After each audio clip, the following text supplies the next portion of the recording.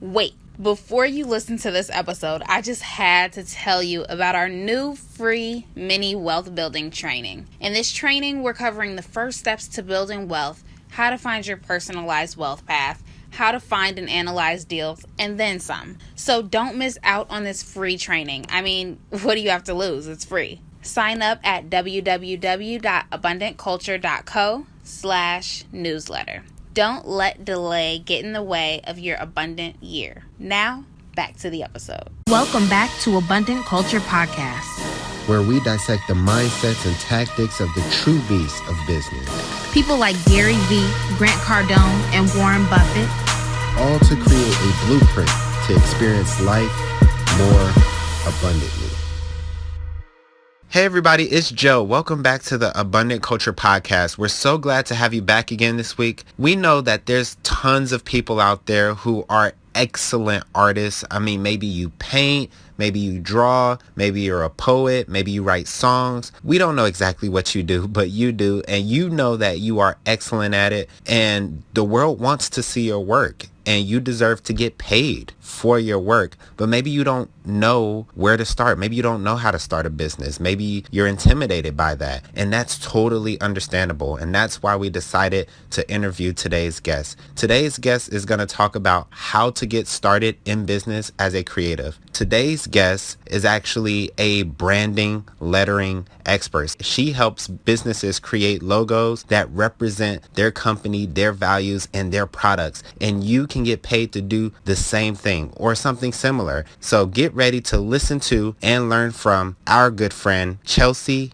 Tamms. Hi, Chelsie, and thank you again for coming on to the Abundant Culture Podcast. We are super excited to have you today because we really don't get the opportunity to talk to too many creatives, like people in that creative space that also have businesses. But before we get into that, we have to ask you, what is your backstory? How'd you get into business? Yeah, thanks so much for having me. I'm really excited to be here and chat a little bit more about being a creative entrepreneur. I actually started my business Lettering Works when I was a senior in college. And my love for lettering really dates back to high school when I started to kind of express myself in art classes and used lettering and got an interest in graphic design. And then it became really a focus throughout college as well. I had an internship actually at a personalization company that helped me realize that lettering itself could be a career. Before that, it was something that I always enjoyed, but I didn't really realize there was potential to get paid full time to do exactly what I love doing. So that was a really big moment for me in realizing that could be a career path. And then after that, I really found myself, I went to school at Bradley University in Peoria, Illinois, and started looking for opportunities to figure out how to infuse lettering kind of into everything that I could do. I knew exactly, once I confirmed that that was the career path I wanted to take, I wanted to figure out a way to really make that the focus. And I found myself participating in a startup competition that was at my university, and I ultimately won $10,000 in startup funding to start my business. So that really got me into business and realizing that I could start a business right out of college and not necessarily wait. So I guess my plan initially was to go to advertising agencies after college and work a couple years, get the full experience there, and then take that knowledge back and start my own business. But because I got a little bit of that experience through the personalization company internship, and I actually interned at advertising agencies as well throughout school, kind of accelerated that process and realized that it was a really good opportunity to jump into it right after school. And I think the other important thing to note is that I really got into business because I had a clear sense and idea of what I wanted to do as an artist and creator. I think that I was very lucky in that, and not everyone knows exactly what they want to do or what they're passionate about so early. So for me, I really just found that passion to drive kind of me seeking out opportunities to make it a reality. And I really found that that opportunity through the startup competition allowed me to really jump in and say, I guess I'll try out this dream career of mine and figure out if this will work. And if all else fails, you can always find another job. You can always go back to the drawing board and try something else. But for me, it was really just jumping into it. And that was back in 2016. And I haven't looked back since. That's so awesome. Yeah, that's really awesome. So like with the lettering, can you kind of walk us through what that actually entails? Like, is it kind of like embroidery or is it like a little bit different? And what do you put letters on and like all those things? Absolutely. So I like to describe lettering as drawing letters. So a lot of people have a misconception that you need to have really nice handwriting in order to be a lettering artist. And I think that really you have to have an interest in drawing and an interest in communicating. Those are really the two key things. So for me, what lettering looks like is it's a lot of applications to branding, advertising, and marketing. Other applications that are really popular are everything from home goods to wedding stationery and really anything you can imagine with a design that has something hand drawn or hand lettered or illustrated kind of tangentially relates to that. So for me, it's really focused on the marketing and advertising side. And part of that was because I always had an interest in diving into working at an advertising agency, working in that space. And then I think the other piece that's really key for me is I'm interested in the strategy of things and I'm interested in spending a ton of time on a piece of artwork, but also figuring out how it can actually make money, how it can actually serve different purposes. And I've just personally found that as much fun as it is to work in the wedding industry and create really beautiful signage or work on personal projects, that they don't justify the time that goes into them. So I've really found myself in the advertising space just from the perspective of knowing that all of this effort will pay off if we're really intentional about it. So while there's a huge range of different lettering applications, I really kind of find myself in the sweet spot between being a lettering artist and a designer and a bit of brand strategist as well. That's awesome. That is. Yeah. And it's just super unique. And I think I told you that when we talked before the podcast, because like you really don't ever hear about anybody doing like lettering, especially as a business. Like you kind of just see the words on stuff or like on a computer and it's like, oh, it's just there. Nobody created this. It's just there.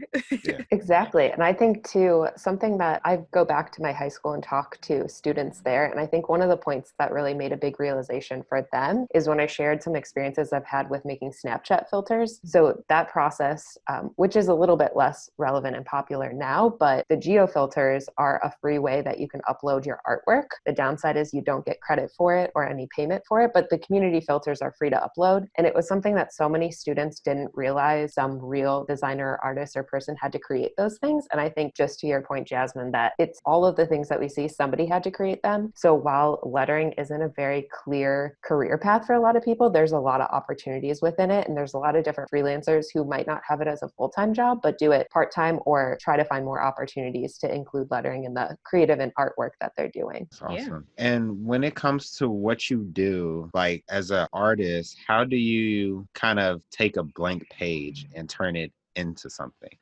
Because I think everybody's, creative process is a little bit different. And I feel like I'm a little creative with like the wording of things, because in my business, I have to create sales scripts and things of that nature and emails and whatnot. But I don't look at a piece of paper and say, oh, okay, I'm going to turn this into like a actual artwork. So how do you actually do that? Like, where do you get your inspiration from and things of that nature? Yeah, that's a wonderful question. I think inspiration really varies by artist and varies by like stage in your business or stage as an artist. So when I first started out, it was a lot of copying different things and just trying to understand, okay, how do you get a letter to look this way versus this way? So for me, it was studying a lot of typography and just taking copies of fonts on the computer and like analyzing them and figuring out how exactly does all this work together and how can I recreate it myself? So that was kind of step one. But fast forward to now, and I think there's a whole spectrum in between, I'm able to pull creative inspiration from many different things that aren't exactly like, look at this and see if you can recreate it, but think about something more abstract, like your reaction to a social movement that's happening, or your reaction to a topic or a cause or a community you care about, and how do you create something visual that represents the talents that you have, but also speaks to what they're communicating as well, or what you want to communicate in relation to that. So I think there's a huge range, but as far as like looking at a blank piece of paper, I love that you bring that up, because I think a lot of times there's this misconception that you have to start with a blank piece of paper. And that's a super tricky thing as an artist, to stare at this like blank canvas and know where to start. So I think a lot of times too, it comes with like not grabbing necessarily a piece of paper, but grabbing like a newspaper to draw on, where there's like already a mess on there of words and things, and figuring out what you can add to what's already existing. Because at this point, there's not a ton of opportunities to create something that's completely new that no one's done before. It's a lot of like repurposing and re-envisioning and reimagining in a way that aligns with your values, your talents, your skills, skills and your interests. So I think that there's a huge opportunity there if you're intimidated by the blank piece of paper to grab something else and to start with something that's existing. But then there's also tons of opportunities to just grab a blank piece of paper and see what comes out. Just go for it and draw something and keep drawing. I think that's the other key piece. Like, don't just have one piece of paper, have 100 pieces of paper and keep drawing until your style comes through and what you're creating becomes consistent in a way that you feel confident and comfortable with it. Yeah. Awesome. I like how you like put all that together.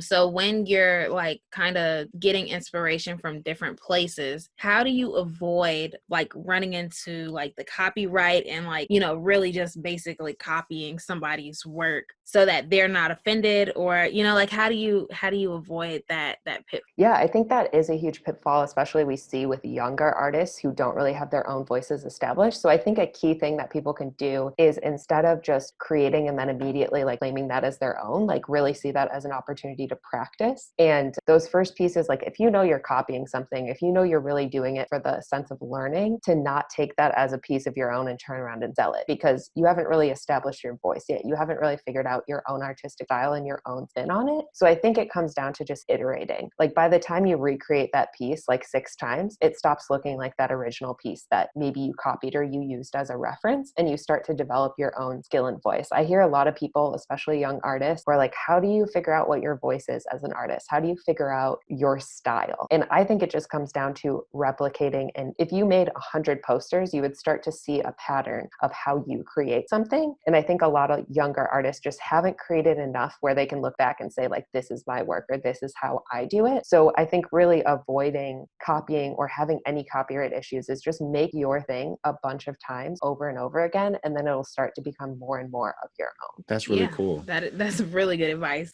And when it comes to like designing pieces of art in any form, really, what are some things that you would advise a young artist to do in order to get better at their craft?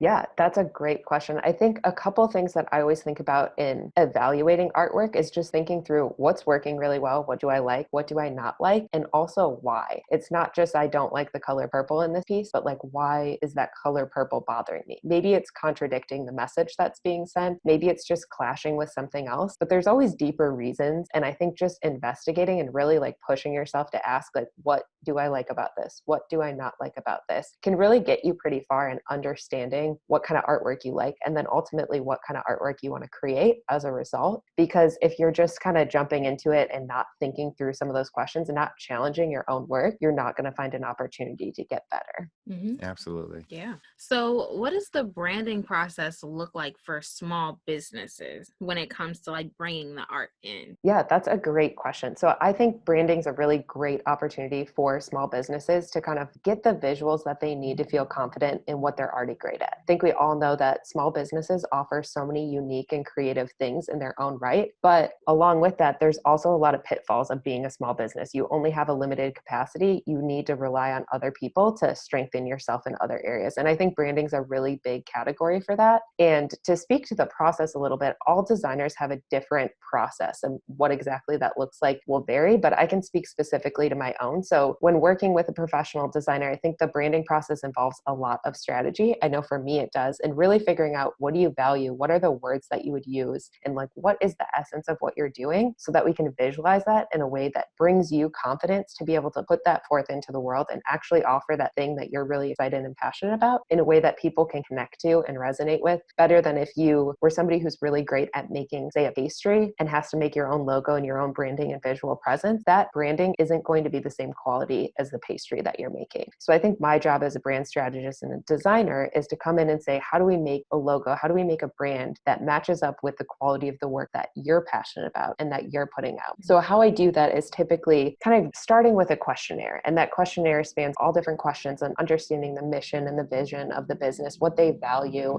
their purpose, and just all these different things. What do you want associated with your business? What do you not want associated with your business? Are there any colors? Are there any personal things? And I think that we can start to dig through those and realize, well, you're just picking this color because you personally like it, but but let's think about just theory of color and how that relates to what you're selecting and how that's going to work for your business. So I think designers are able to come in and like pull all the answers out of the actual client so that they're able to use them and understand them in a way to build something that's really powerful for their brand and business. And then from that questionnaire process, start the design. So as you can imagine, it involves a lot of back and forth with creating ideas, whether that's just me internally researching and figuring out how do I make all these things look really nice and serve the purpose and align with the strategy we've developed. And then from there, we go back and forth and tweak it to make sure that they feel really good about it. And I think too, it's important to note that there's a lot of variance in this process from the perspective of there might be fewer options presented in the beginning, there might be fewer rounds of edits or more rounds of edits depending on the specific project. So I always like to say that because I think people forget about everyone having different processes and actually needing to find the right designer to meet that process that feels comfortable for you. Because some people, if you find, and I always think this is the most ideal, if you can find a designer whose style you love so much, you feel like they can do no wrong, that's a good place to start. If you're hiring somebody for their title, whether they're a brand strategist or a designer, you might not get the right feel or the right style for your business. So it's important to do that research before even reaching out to anyone. And then from there, knowing that there's a whole range of abilities and process and skills that goes into that. So you could pick an option that has tons of rounds of edits and tons of options, or you could do the work up front and find somebody who, if they gave you one option, you'd likely love it. Maybe there's a little tweak here and there, but you can get a lot closer to what you're looking for. So I think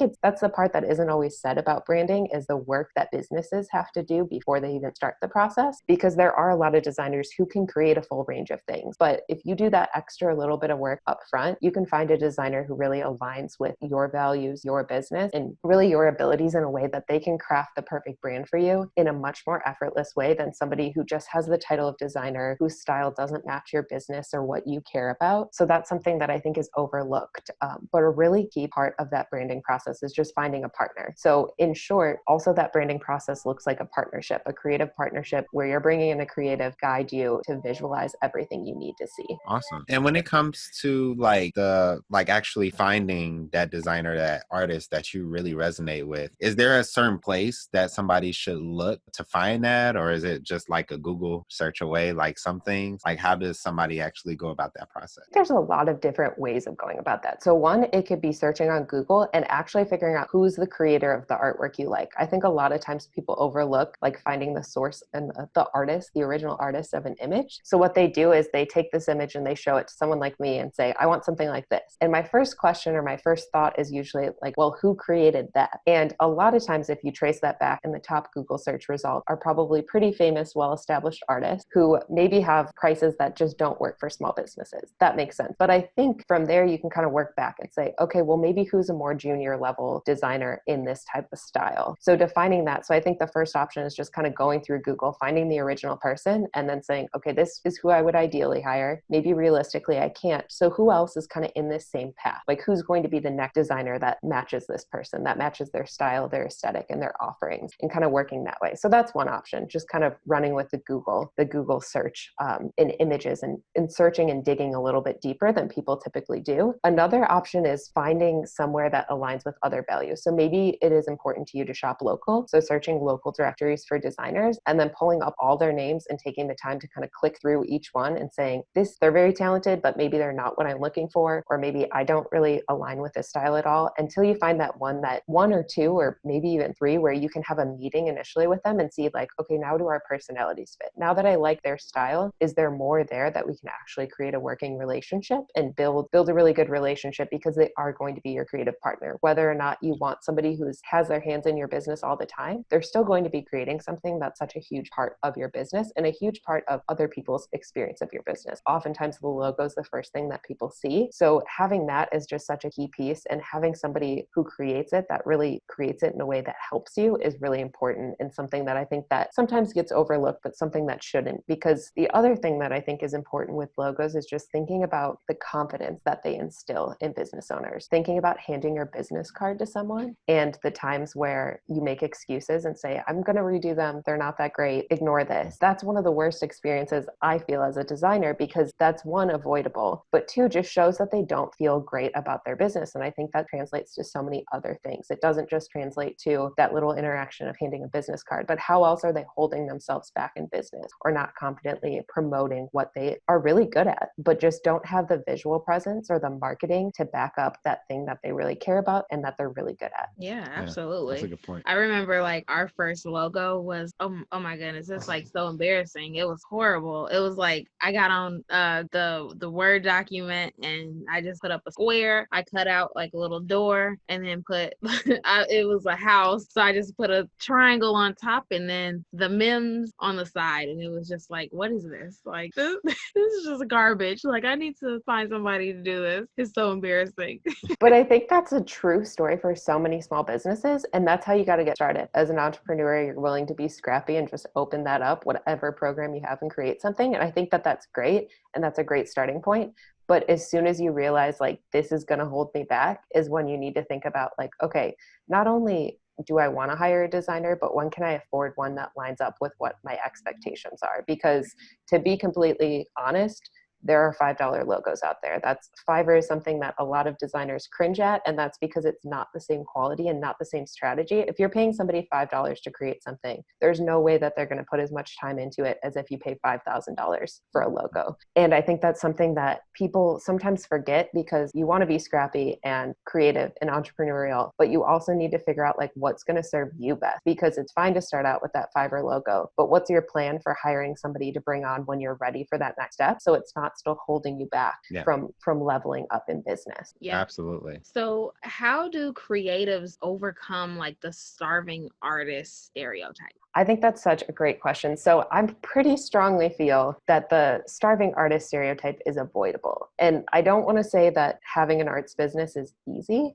I don't think it is, but I think it's doable. And that's something that sometimes people forget. I think where a lot of creatives really get hung up is approaching any non-creative task. So all the business tasks themselves that are super daunting and hard to figure out when you're first starting out. And not having those in place a lot of times don't build a sustainable business, because without a way to accept payment, without a website, without all these different pieces, it's going to be really hard to make money and build a sustainable career. And I really think that artists can overcome this stereotype by learning about business, by being willing to outsource some of these tasks and recognizing that the things that are holding them back need to be addressed, whether that's within them personally or letting someone else come in to fix that. And I'll say that one of the biggest problems that I see with artists is just that it's hard to pay them. And what I mean by that specifically is that they only take under the table payments, or you just can't tell if they have work for sale. You don't know how to support them. It's not really clear that they're trying to sell work at all. You kind of feel this like weird sense of, well, I don't want to ask them. I don't want to offend them. I don't know how much this costs. And I think that ultimately harms artists, because really it prevents people from knowing that they can support them in general. And that's obviously the first piece. If there's not an awareness there that they're available for business, they're interested in selling things, you're never going to be able to build your business. And I think I've also seen with a lot of artists just this fear of like the whole idea that it takes money to make money. You don't want to pay that service fee and have a credit card processor, but you need to, because it's part of the business game. We have to accept that it's a cost of doing business and be willing to jump on those very popular, ubiquitous trends that artists seem to be so resistant to. And I think that comes from the creativity. This creativity, artists have such a personal relationship with their work and don't want to always jump onto that side. But if you avoid doing that, I think you're kind of just shooting yourself in the foot and not enabling people to actually support you as a business. They might even think that you don't have a business. And if you think about that from any other industry, like a restaurant, if you thought that they weren't selling food, there's no way that they're going to do well, because that's the number one piece. You need to know that they have something available for you. And I think that's where a lot of artists miss the mark and where this whole notion comes from, that artists are starving. And I think that it is a hard thing to get into business, but if you want to make a living making your art, doing art, it's totally possible. You just have to realize that there's a business side to it and you don't have to do it all the time. But if you don't do it, someone else has to do it. And you have to likely hire that person in order to make it a reality. Yeah. Absolutely.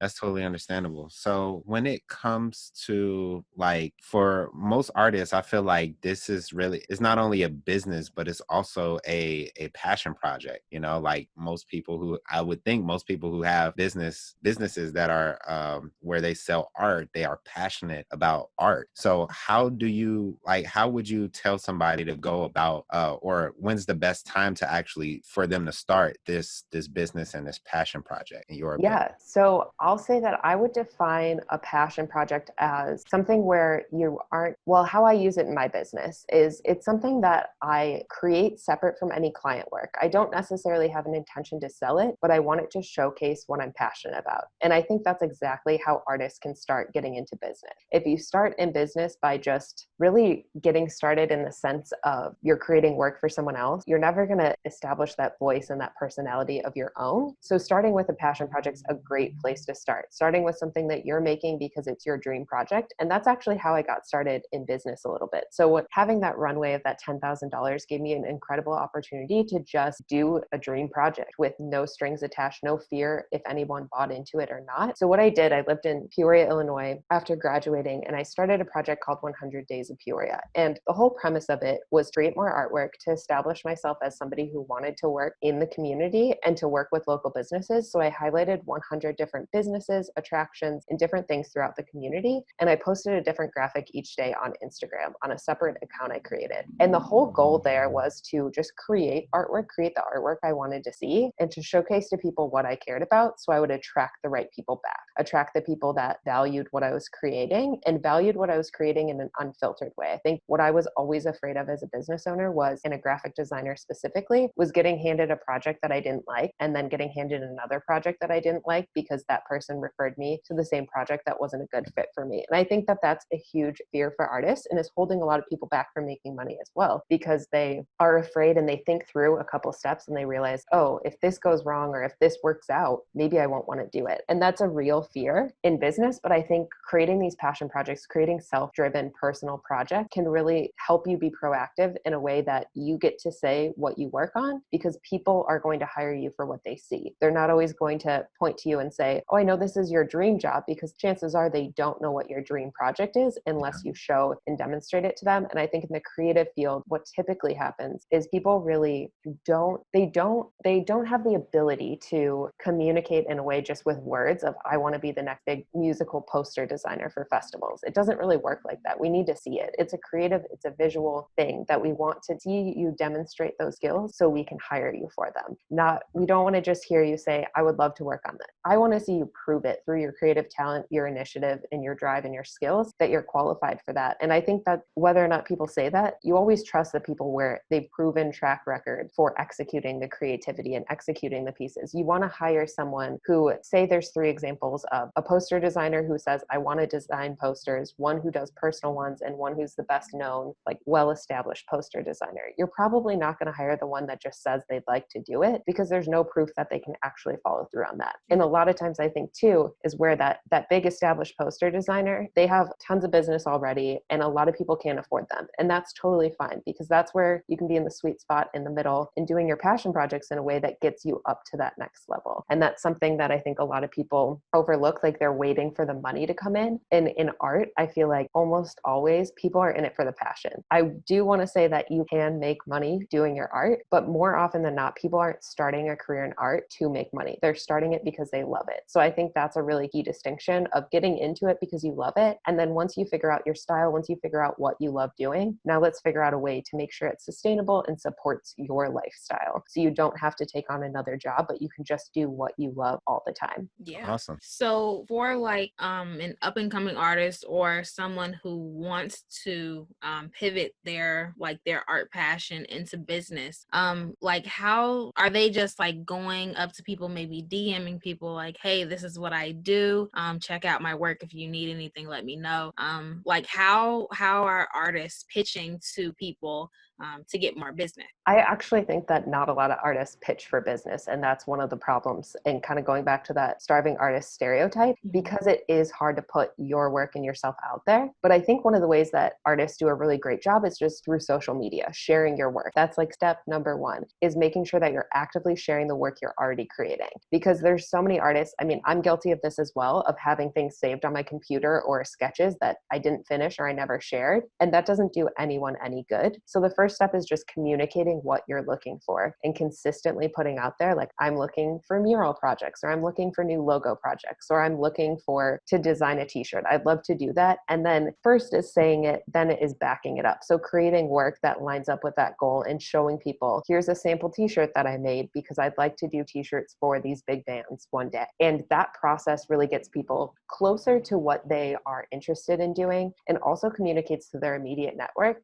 here's what this person is interested in. And I think that that's something that we often forget our own networks as being a really great tool. If I know what you're interested in doing and you know what I'm interested in doing, now you can connect me to someone else that you know. And I think art's an amazing thing because we can put those visuals out and our work speaks for itself. Our work gets forwarded on to the next person and could create a working relationship just from that. So that's a really important thing to not overlook. And then in addition to that, like what I've personally done with pitching is creating different PDFs with one, professional photography. I think that's another thing that is a really huge help. Like even as a creative person, realizing that my strength is not in photography and hiring somebody to take photos of my work helps elevate them so much more. That's back to just a logo representing a pastry brand. The photos that I'm taking on my cell phone do not do the actual work and the products that I'm creating justice. So having someone else on board who is way more qualified at that can really level up my business. And then it gives me that confidence to actually be able to put together a PDF and send it in an email to somebody who has been connected with me. So say I get an email of somebody who I might be interested in reaching out. When you're sitting there and you just have your work and you're internalizing everything of like, it's all you, it's really difficult to make that connection, to make that pitch and to reach out. So the more you let other people in on your business, the more confidence you'll have on being able to actually send that email, to create a PDF in the first place, to pitch your artwork, to say what you're trying to do, because you have the pieces and the artwork to back it up. Yeah. Awesome. Yeah, this is like so awesome. Like you gave us so many little nuggets like for creatives, like, and I feel like they have so many takeaways, but if there was just one thing that they could take away from this episode, what would you want someone to walk away with? I think I would want them to walk away with the realization that if you're passionate about something, it's really important that you pursue that passion. So you can always find other people to help make what you want to happen. So even if you don't have all the pieces in place, like start pursuing that passion. There's going to be branding experts, accountants, all types of business coaches, marketers, all these other people that can help bring that to life, but start with the passion and start today. And that doesn't mean create your whole project today, but I would encourage people to think about, like, if you created a passion project today, what would it look like? What are you most passionate about? Like, what is your dream job? And if you get stuck, like, you can work backwards and forward. Like, what could you start on today? But also, where do you want to be in 10 years? And how do you back it up so that today you can start documenting something that gets you on track to be that person in 10 years and to be working with the people that you'd like to work with? Because I think that's something that a lot of people overlook and forget, that you can take the step, and it can be the smallest of steps. Today's action could be writing a list of things you're passionate about. That could be the start. That's all you have to start with,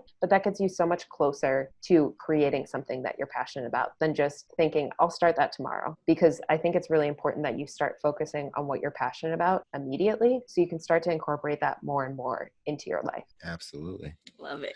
I agree. So you're on the Abundant Culture podcast, and we feel the need to ask this question to everybody who comes on, because everybody has very unique and interesting answers to this question. And the question is, whether it be in your personal life, in your business, or even in your spirituality, how do you choose to spread abundance on a day-to-day basis? I would say that the way that I try to spread abundance is by sharing my knowledge and artwork as openly and honestly as possible. And I hope through sharing it that I can inspire other artists and creators to do their own thing as well as just motivate them to look inward and find their talents and what they can share with the world. And I think it's just really important that we focus on sharing those things, sharing what we can as openly and abundantly as possible, and encouraging others to do the same. I love it. Love it. Awesome. So for the person, they think you are super interesting and they love the projects that you talked about on this episode. Maybe they want some of your, maybe they want to work with you. Maybe they want some of your work, or maybe they want to have you on their podcast. How do they get into contact with you or your team? Yeah, absolutely. So the easiest way to get in contact with me is through my website, which is letteringworks.com. I have tons of information on there on both the branding side of my business, all the service-based things, as well as the product side. So all my custom art products are listed on there as well. Also available via Instagram at both Lettering Works and Chelsie Tamms. And then in addition to that, if people are interested in learning more about their own brand and don't know where to start, I have a free 5-day challenge that's sent right to your inbox. So you can sign up for that via my website as well. It's called the Are You On Brand 5-Day Challenge. And it's really meant for businesses or any individual to look inward and answer 5 days of challenge questions on how they can define their brand better. And then that will prep them to work with someone like me or even just work internally on doing their own branding themselves. Awesome. So thank you again, Chelsie, for coming onto the podcast and sharing an abundance of knowledge in your field. This was honestly a great podcast, and I can't wait for people to listen. Yeah, thank you so much for having me. No problem.